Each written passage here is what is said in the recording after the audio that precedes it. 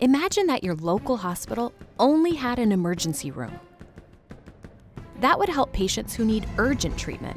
But what about those who need long-term care? This is how the world has been responding to refugee crisis, focusing on the emergency so that refugees can survive.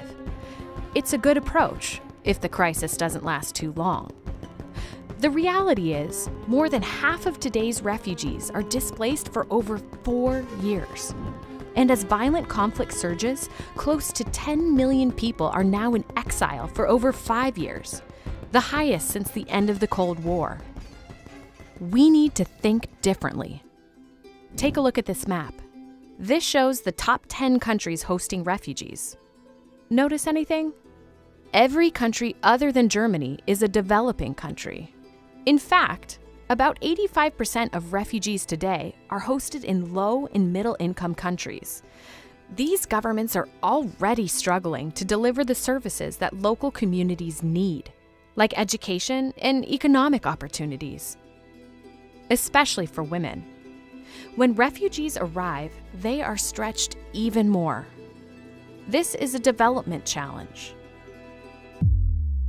So, what's the solution? Right now, refugees often don't have the right to work, open bank accounts, or start businesses. If they could, they'd be able to support themselves instead of waiting for aid. That's one way to help refugees regain their dignity. It's also more cost-effective in the long term. Women make up almost half of all refugees, and 52% of refugees are under the age of 18.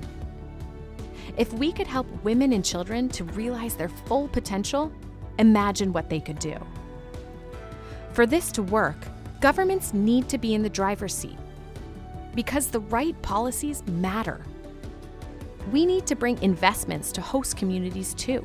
Improving local services and including refugees may be a more efficient way to provide services for all, which can help host countries prosper even after the crisis is over. And the international community needs a better system for responsibility sharing. We are all in this together.